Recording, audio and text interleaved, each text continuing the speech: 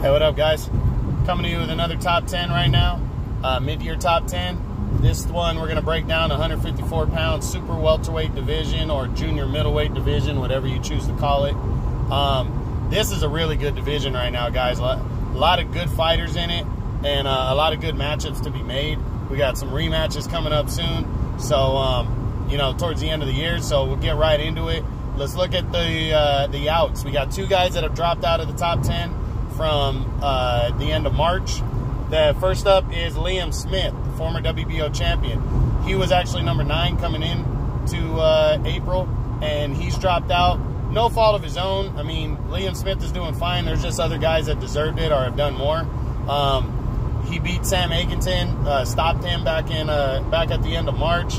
I still think he's in line for possibly Kell Brook if the Brook and Terrence Crawford fight doesn't happen. If not, then I could see him facing Jesse Vargas. There's options for Liam Smith, so I don't think he's going to have a problem getting a decent fight next. Also dropping out is former world title challenger Takashi Inoue. He previously was tied for 10th. He's dropped out, pretty much same thing. He was in the top 10 basically because of his tough performance against Jaime Munguia back in January, but that's really all he's done in his career. There's just other guys that were more deserving that have done more.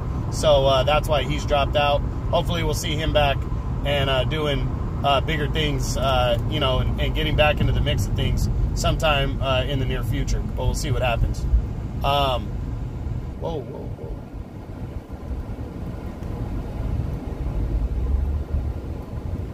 Next up, sorry guys, some of these assholes don't know how to drive out here. So next up, we're going to look at number 10 fighter right now, and that is former welterweight champion Jesse Vargas. In April, Vargas made his debut at 154 when he took on former multi-division world champion Humberto Soto. Soto was coming off a big win over Brandon Rios earlier in the year, so this was a big fight for him going against Vargas. And Vargas proved that, you know, moving up in weight is not an issue, and he actually brought up some power as he pretty much outworked the veteran who was fighting hard, and then scored a big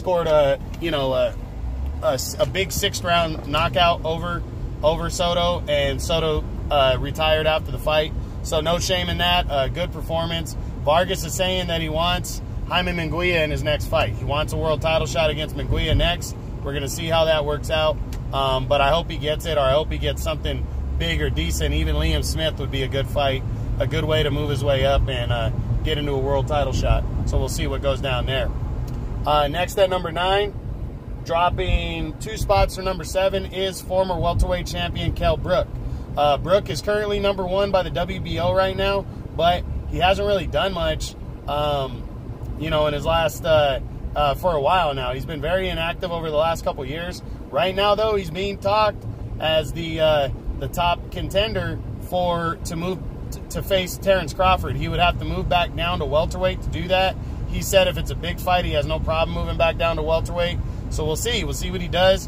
I don't think he wins that. I don't think that fight's going to happen before the end of September, though. So we'll see if that fight gets made. But he's got other options. He's got Liam. You know, he can face Liam Smith in an all United Kingdom bout. You know, domestic rivalry, or he could face Jesse Vargas too. So we just got to wait and see. But hopefully Brook gets himself into a big fight before the end of the year. Next at number 8, and breaking into the top 10 for his first time, is former world title challenger Dennis Hogan. Hogan on April 13th came in against Jaime Munguia, the undefeated WBO champion, and surprised everybody as he almost pulled off an upset. Some people think he won. It was a very close fight. He lost by a 12-round majority decision. I really thought he was getting the better of Munguia for majority of the night, but it really could have went either way, and Munguia got a very razor-thin decision. He wanted a rematch with Munguia. The WBO turned him down, so now he's just got to keep slugging and get back in there and fight somebody as soon as he can. I definitely think he needs to get back in there. Why not face Takashi Inoue, who just fought Munguia as well? Why not get in there and try to just work his way back up the rankings? Right now, he's number 3 by the WBO, so I think he needs to try to get himself back into the mix, possibly an eliminator, and we'll see how that goes down. But a good, strong performance over a guy that we really didn't see it coming with a good, strong performance. Next at number 7, dropping one spot from number 6 is the undefeated WBO champion Jaime Munguia. Well, again, Munguia returned in April, took on Dennis Hogan, and he got a hard-fought 12-round majority decision. That's 2 fights in a row where he's really been tested and taken to the limit.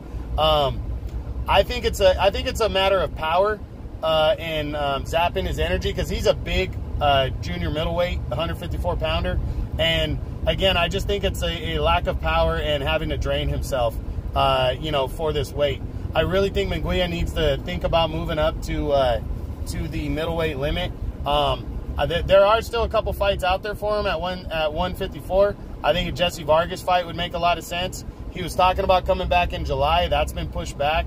I would love to see him and Jesse Vargas fight on the Canelo undercard. So just got to wait and see what happens. But hopefully something decent happens soon for these two, for him, because, he's really a good fighter. So we just got to wait and see. Okay, next at number 6 is former WBC champion Jermell Charlo. Charlo, he had the fight lined up for June 23rd, again, a rematch with Tony Harrison, mandatory rematch, but he had to, Harrison had to pull out with an injury. So now Charlo kind of, shit out of luck, had to face little-known Jorge Cota. He dominated him, scored a easy second-round knockout win, and he's still in line to face Tony Harrison. Harrison was talking about possibly September or October. That fight should happen before the end of the year, and that's pretty much all there is to say. So if it happens in September, I think it could go either way. I think our first fight was close. I think Harrison could pull off the upset, and it really could go either way. So we just got to wait and see what goes down. But hopefully we get some good news on that rematch soon. Next at number 5, dropping one spot from number 4, is the WBC champion, Tony Harrison. Again, Harrison got hurt in training. He had surgery. He was, we saw him at last weekend's fight card. He was looking decent. Hopefully, he said September, October. That fight should happen before the end of the year. If it happens, it really could go either way. So we just got to wait and see. But I don't think the fight's going to take place till October, November area in the fall. There's a lot of big fights coming up, and I don't think they're going to reschedule this one and rush it. So I'd say October, November on this one, but we got to see. Next up at number 4, dropping one spot from number 3, is the undefeated and now former WBA regular champion, Brian Castaño. Castaño just recently vacated the WBA belt because he had a mandatory due against Michael Soro from France, which would have been a rematch of a fight where Castaño went over and won the vacant title by a split decision. But there was some payment bullshit that took place in the first fight, and with Soro's people winning the purse bid to hold the fight, he didn't want to go through all their bullshit again, so he vacated the belt. He's not fighting, he's not the champion anymore, but he is a PBC fighter. He does have options, and I hope he cashes in on one of them. Austin Trout, one of the older guys, even the guy that should have got the win over Trout. I forget the guy's name right now off the top of my head, but it was in May. So hopefully, he gets in there with one of those guys and, and gets a decent fight, because coming off that draw with Erislandy Lara, I think he needs to get back in there and show what he can do. Next at number 3, dropping one spot from number 2, is Erislandy Lara. Well, Lara surprised everybody. Most people thought a rematch was going to happen between him and Castaño. That fight got scratched. Castaño went to go make a mandatory. Now he's not. And then Lara went and signed on to face Canelo's brother, Ramon Alvarez, which is a surprise. They're fighting August 31st on I think a FS1 card. I'm really surprised at that fight, because he overmatches Alvarez by so much. It's not even fair, and I just don't think it's really a good opponent for Lara. So surprised by it. I guess he's trying to come back and stay busy, but just, in my opinion, a bad opponent selection. And now there's more and more interesting twists. Michael Soro since Brian Castano bailed out of their fight.